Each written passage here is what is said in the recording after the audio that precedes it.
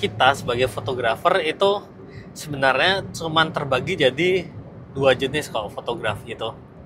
Setidaknya mereka sama-sama bisa hidup dari hasil karya dan memang itu menjadi pekerjaan, bisa dibilang pekerjaan utama mereka gitu loh. Itu nggak bisa dibandingin sama orang yang cuman jadi distributor atau jadi reseller. Tapi gue nggak bisa respect sama tipe orang yang tipe reseller seperti itu. Kita nggak bisa bilang dia ini punya sebuah karya. Gambar yang keluar dari prom itu kan tetap aja itu gacha, jadi random gitu. Kita nggak tahu hasil akhirnya seperti apa kan. Beli masih bagus, beli itu masih effort kita buat ngeluarin duit. Gimana kalau dia nyuri? Mungkin tiap orang beda-beda, tapi at least kalau buat gua, proses itu lebih penting dibandingkan hasil akhir. Kalian tinggal datang motret, hasilin foto yang mungkin sama bagusnya bisa jadi itu lebih bagus hasilnya.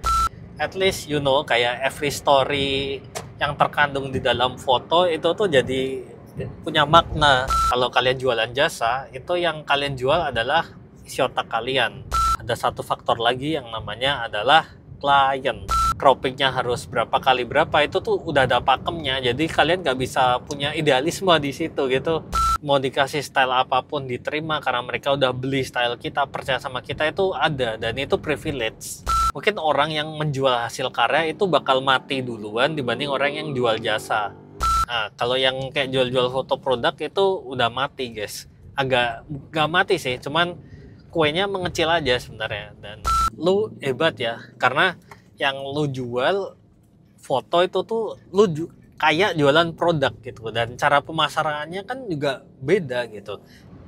Halo guys, kembali lagi dengan gua. Dan kita masuk di ngobrol-ngobrol lagi. Nggak terasa ini udah episode keempat. Gua ngomongin tentang kehidupan dan fotografi gitu. Di topik kali ini gue mau ngomongin tentang ini nih. Gue itu tadi ngobrol sama temen dan gue kayak dapet ting gitu, dapet insight gitu. Kalau kita sebagai fotografer itu sebenarnya cuman terbagi jadi dua jenis kalau fotografi itu. Benar-benar cuma dua jenis fotografi. Dan ini yang nggak disadari oleh banyak orang. Dan ini nggak ada yang benar, nggak ada yang salah ya. Tipe pertama yaitu fotografer yang jualan jasa. Nah, itu tuh tipe-tipe foto wedding, foto event, atau foto komersil. Kalian suruh ngerjain project buat billboard atau baliho gitu, buat katalog online, offline, apapun itulah, campaign, fashion editorial, itu tuh yang kalian jual adalah jasa. Dan gue bakal kasih tipe yang kedua, yaitu adalah tipe fotografer yang jualan karya. Nah, fotografer yang jualan karya itu contohnya adalah orang yang jualan photobook gitu, atau apa ini? Ya gitulah, orang yang jualan photobook, orang jualan karya buat di print, buat masuk ke museum atau masuk di hotel-hotel gitu. Kalian lihat sering ada lukisan atau karya foto bunga di frame atau apa gitu. Foto stok juga kalian jualan di Shutterstock, Adobe Stock. Itu adalah contoh fotografer yang jual hasil karya. Dan cara mainnya itu beda banget guys. Fotografer yang jualan jasa dan jualan hasil karya. Orang yang jual hasil karya itu menurut gua bisa dibilang adalah seniman gitu. Jadi sebagai contohnya aja deh. Tadi yang gua ngobrol sama teman gua nggak akan reveal namanya karena ya mungkin confidential juga. Tapi dia ini jualan foto-foto cewek gitu, seksi sebenarnya, foto seksi gitu. Dan istilahnya fotografer lah. Nah itu dia jual ke publik seperti itu. Dan menurut gua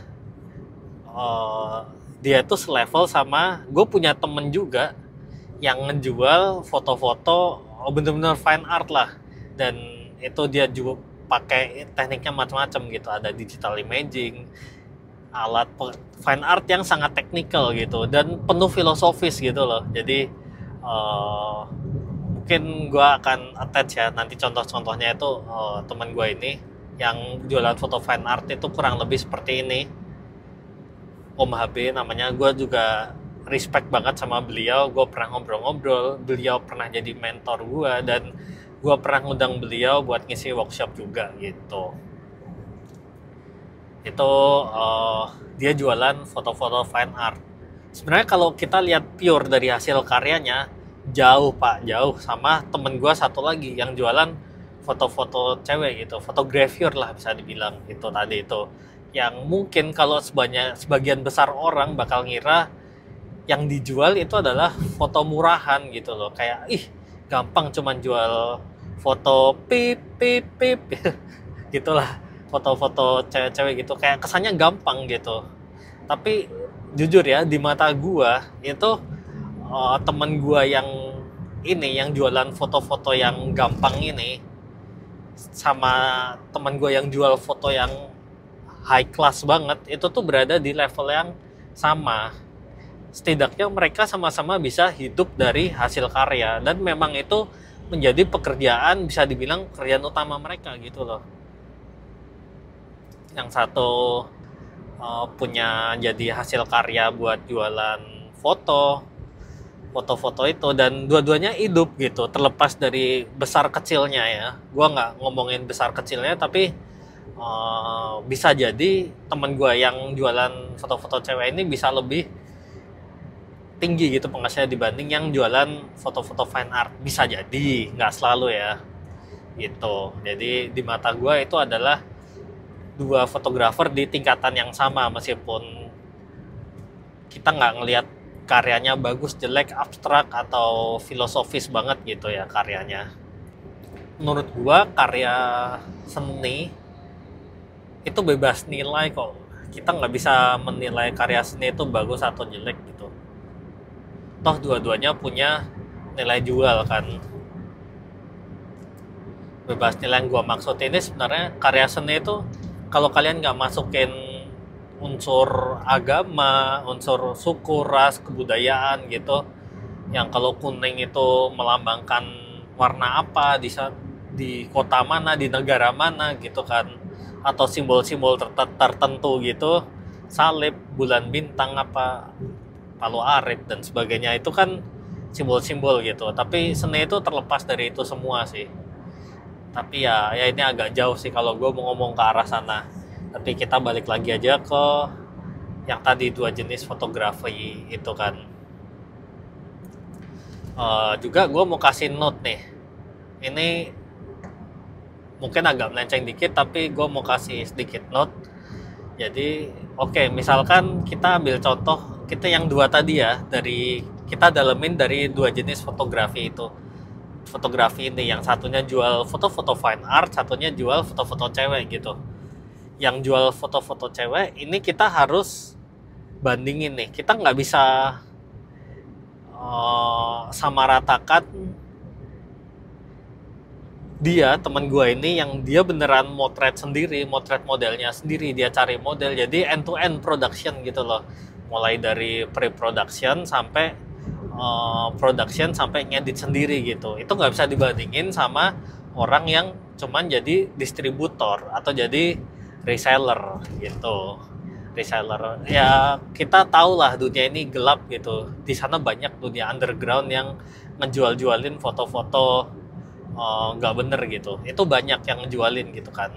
Atau contohnya karya teman gue inilah, dia itu sering fotonya itu dicuri, alias misalkan gue pakai contoh gue aja deh, misalkan gue beli foto dia, lalu ternyata gue itu diem-diem ngejual foto itu ke orang lain lagi gitu, entah itu lewat sosial media, black market, bisa juga lewat Telegram gitu kan, kita nggak ada yang tahu gitu.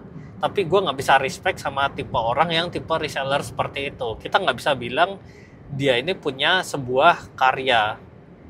Beda sama teman gue ini yang bener-bener bikin karya dari nol gitu, sampai dari nol sampai bisa jadi sesuatu, 0 ke 1 lah, seperti itu. Itu contoh yang foto-foto cewek tadi. Kalau kita ambil tarik contoh ke yang foto-foto fine art tadi, Oke, sekarang bikin foto fan art itu gampang. Foto caranya AI. Nah, bikin foto dengan AI itu tuh gampang banget. Ya nggak terlalu gampang, tapi tetap perlu dipelajari lah gitu. Tapi setidaknya untuk hasilnya itu kan kalian gacha kan. Gacha, jadi kalian ngetik-ngetik prompt apa gitu. Semakin detail promptnya, makin sesuai yang kita harapkan. Tapi kan gambar yang keluar dari prompt itu kan tetap aja itu gacha, jadi random gitu. Kita nggak tahu hasil akhirnya seperti apa kan. Beda sama teman gue ini yang tadi itu gue kasih lihat ke kalian, itu gue pernah ngobrol, dia tuh bikin karyanya itu bener-bener dia ngumpulin semua asetnya sendiri loh. Jadi kayak misalkan dia butuh foto bola tenis nih, beneran dia foto sendiri gitu dengan kamera seadanya, kadang-kadang dengan, malah mostly mungkin dia pakai handphone gitu buat motret bola tenis, motret apa misalkan kucing, atau motret model gitu. Dia beneran motret sendiri semuanya gitu, jadi dia nggak menggunakan AI sama sekali. Itu setidaknya yang dari informasi yang gue dapat ya. Gue nggak tahu kalau di belakangnya dia pakai AI atau apa, gue nggak tahu. Tapi yang gue tahu dan memang gue kenal orangnya, dia memang bisa dibilang pure seniman lah kayak gitu. Itu gue masih respect banget sama tipe orang yang berkarya dengan seperti itu. Beda dengan yang dia mau butuh aset, let's say dia butuh daun lah gitu buat editing, dia beli masih bagus, beli itu masih effort kita buat ngeluarin duit. Gimana kalau dia nyuri? Dia cuman ngambil foto dari Google. Nggak salah tuh nggak, karena berkarya tuh nggak ada yang salah dan benar. And resultnya juga bisa aja yang tanda kutip nyuri itu lebih bagus juga bisa gitu. Tapi itu semua itu kan tentang internal kita gitu. Gimana kita menyikapi hasil karya tersebut dan harga diri nggak sih? Kayak gue kalau bisa berkarya sendiri itu tuh gue kayak merasa gue punya harga diri yang lebih gitu. Gue punya nilai diri yang lebih karena gue udah mencapai ke titik itu gitu. Mungkin tiap orang beda-beda, tapi at least kalau buat gue, proses itu lebih penting dibandingkan hasil akhir. Gini deh, gue buat foto-foto konsep yang gue kebanyakan ambil, kalian bisa lihat di Instagram gue, itu tuh mostly adalah hasil karya gue sendiri. Dalam artian itu gue bener-bener kontak modelnya sendiri, gue cari tempat lokasi, nanti cari angle sendiri, setting lighting sendiri, dan gue edit sendiri. Itu tuh buat gue proses berkesenian itu tinggi value-nya buat gue.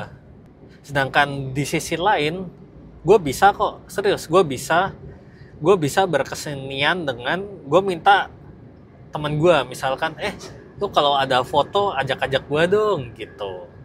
Bisa gue dengan kayak gitu. Atau foto hunting lah, kita bisa bilang foto hunting tuh banyak gitu, nggak cuman hunting model ya. Kalau hunting model itu banyak lah, kayak konseptual photoshoot gitu, temanya Chinese girl pakai hanfu atau pakai kebaya temanya, itu tuh bisa dibuat dan kalian tinggal bayar cuman paling berapa ratus ribu. Kalian gak usah ngontak model, kalian gak usah siapin apapun, itu kalian tinggal datang motret, hasilin foto yang mungkin sama bagusnya bisa jadi itu lebih bagus hasilnya dibandingkan gua yang tadi effort sendiri buat kontekin sendiri, buat production sendiri gitu.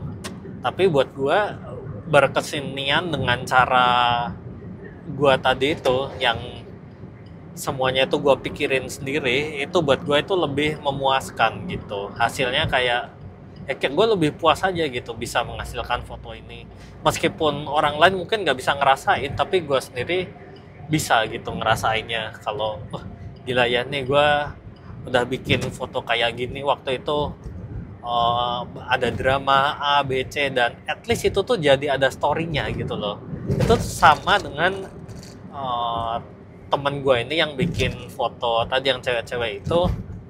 Dia mungkin banyak tuh ada drama, modelnya telat lah, nggak datang, di cancel di hari H, mungkin dia baper gitu sama modelnya. Tapi at least kayak every story yang terkandung di dalam foto itu tuh jadi punya makna. Jadi bukan sekedar foto bagus kosong aja gitu. Dan menurut gue itu sangat penting sih, apalagi kalau kalian memang mendalami fotografi dan kalian apalagi kalau sebagai seniman gitu. Itu fotografer tipe yang kedua tadi dari jualan karya. Dan coba deh kita sedikit throwback lagi, kita balik ke fotografer yang dia jualan jasa. Nah, kalau jualan jasa itu ibarat kalian sebagai desainer, guys. Jadi kalau kalian jualan jasa, itu yang kalian jual adalah isi otak kalian dan skill kalian, dan itu yang selama ini mungkin bisa dibilang 80%, nggak 100% sih, gue ada yang jualan karya juga, tapi mungkin bisa dibilang 80% gue itu jualan jasa pada saat ini gitu. Entah jasanya itu seperti yang tahu kan, gue sering ngerjain foto komersil apa itu kan jualan jasa. Dan kalau kalian jualan jasa itu kalian harus bisa nge-tone down dari yang dibanding sebelumnya tadi itu, yang kalau tadi yang sebelumnya itu kan jualan karya. Jadi kalau kalian jualan karya mungkin bisa sesuka hati kalian seperti yang gue bilang tadi kan, gue bisa production sendiri end to end, semua dari otak gue sendiri gitu.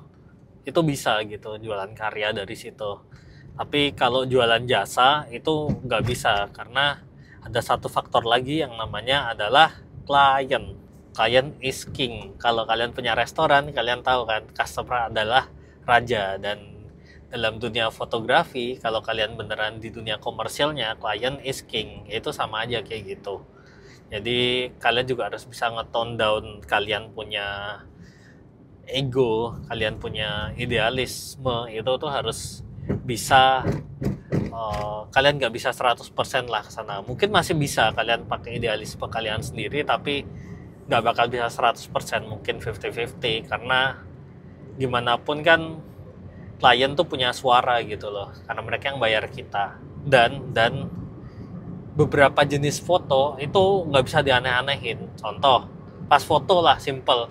Pas foto itu udah pakemnya itu udah kayak gitu, udah harus template-nya harus kelihatan kuping, nggak boleh rambut ketutup apa segala, dan cropping-nya harus berapa kali berapa, itu tuh udah ada pakemnya. Jadi kalian nggak bisa punya idealisme di situ gitu. Bullshit lah kalian punya idealisme di pas foto gitu, contohnya. Atau foto keluarga, bisa kalian punya style sendiri gitu di foto keluarga. Foto wedding bisa kalian punya style, kayak banyak beberapa fotografer street yang terkenal di Indonesia, mereka jual jasa foto candid, mereka punya bener-bener style khas tertentu gitu. Ada yang stylenya blur-blur, ada yang nge-street banget yang fine art gitu, kayak kayak Govinda, itu kan dia juga punya style tertentu gitu. Lalu banyak lah style-style khusus gitu. Nah itu bisa, tapi gue yakin deh kalau kalian juga tanya ke mereka juga banyak kok tantangannya. Kayak misalkan gue maunya fotonya tuh kayak gini, tapi karena kliennya tuh nggak mau terlalu nyeni banget gitu, ya kita harus bisa menyesuaikan dia. Kita nggak bisa 100% terserah kita gitu. Ya mungkin ada sih beberapa kasus yang bener-bener klien itu terserah kita sama sekali gitu.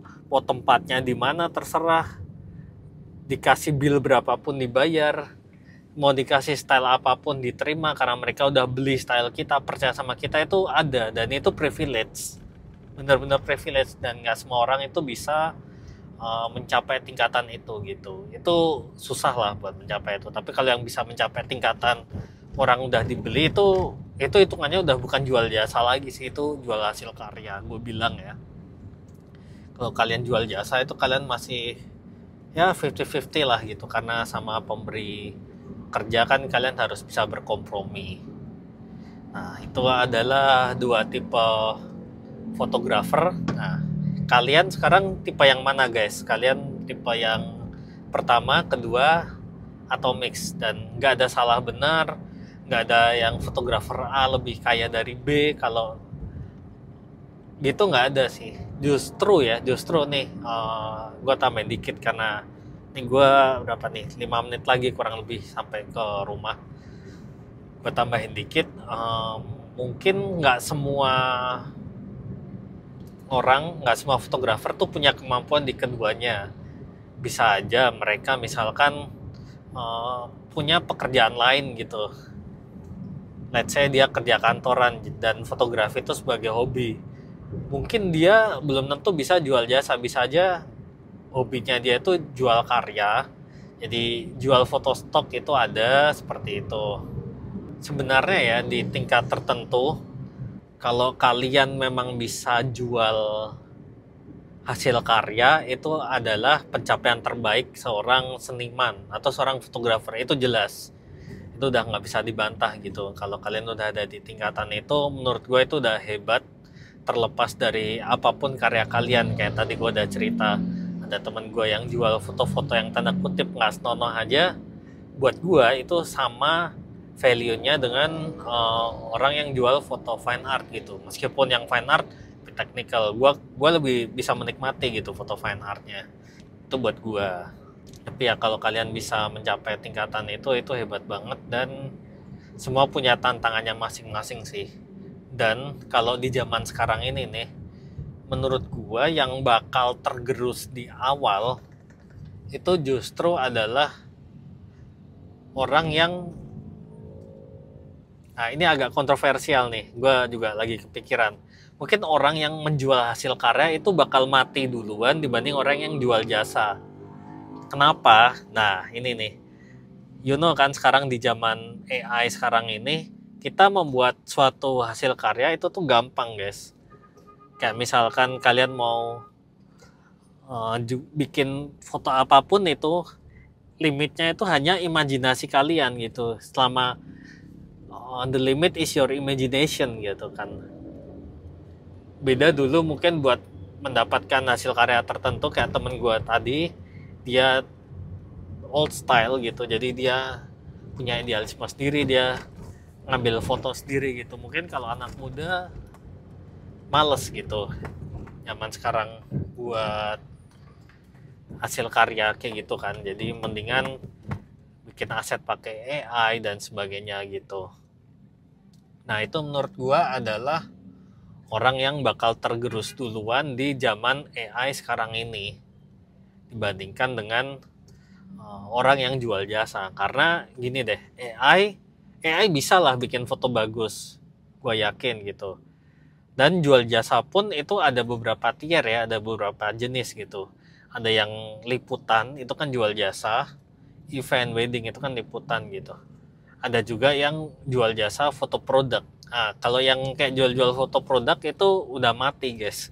Agak gak mati sih, cuman kuenya mengecil aja sebenarnya. Dan ini mungkin bakal jadi topik lain lagi, gue bahas lain kali karena gue udah kepikiran hal ini, dan ini agak dalam kalau gue mau bahas tentang ini nanti ya, tentang AI kita bahas di lain kesempatan. Tapi ya itulah tadi, orang yang ngejual jasa fotografi, setidaknya dia jual tenaga, itu ke depan bakal belum tergantikan sih sama AI. Karena ya itu, kecuali AI itu udah mencapai level consciousness tertentu, atau bisa jadi ada robot fotografer, udah lama itu mati itu.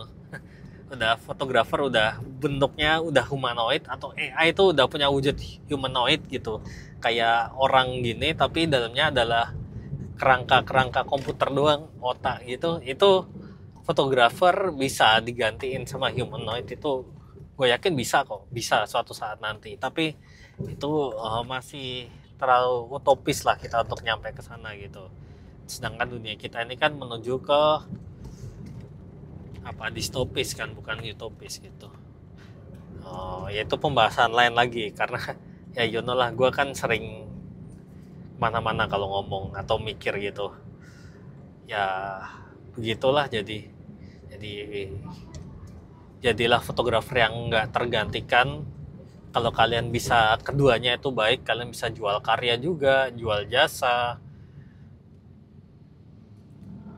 Dan satu lagi tadi gue juga bilang sih ke teman gue, jadi kurang lebih gini nih gue bilangnya, lu hebat ya, karena yang lu jual foto itu tuh kayak jualan produk gitu, dan cara pemasarannya kan juga beda gitu. Kita jual jasa sama jual produk itu beda gitu loh, dan gue sendiri nggak expert dalam bidang itu, dan gue masih ngeraba-raba juga gimana cara keduanya gitu. Tapi yang pasti dan yang gue tahu, jualan jasa sama jualan produk itu beda, caranya beda guys, serius beda banget. Kita nggak bisa pakai pendekatan jual jasa ke produk dan pendekatan jual produk ke jasa, itu nggak bisa ya, karena itu dua hal yang berbeda, dan itu berlaku di semua bidang. Let's say ini yang gue lagi kepikiran aja sih, random gitu, sebagai komedian gitu. Kalau kalian sebagai komedian dan kalian jual produk, itu kan berarti simpelnya kalian bikin show sendiri. Kalian dengan bikin show sendiri, itu kalian jualan produk. Atau orang yang jualan kelas lah gitu, orang jualan kelas, kayak ebook atau apa, mau scam atau nggak scam, selama itu dibuat sendiri kan, itu yang dijual itu kan produk. Beda dengan jasa itu kalau kalian dipanggil nih jadi motivator gitu, yang tadi jualan kelas itu dipanggil jadi motivator di perusahaan A, kita suruh ngomong gitu. Nah itu yang dijual adalah jasa.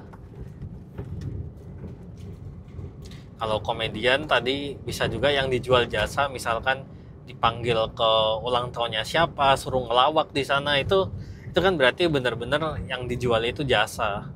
Jual jasa itu butuh profesionalisme. Kalau jual produk itu butuh yang namanya salesman, ya gitulah itu untuk jual produk. Dan sekian dulu ya mungkin ya, karena ini juga udah deket, gue mau udah deket ke rumah. Dan thank you yang udah nemenin gue di mobil ini.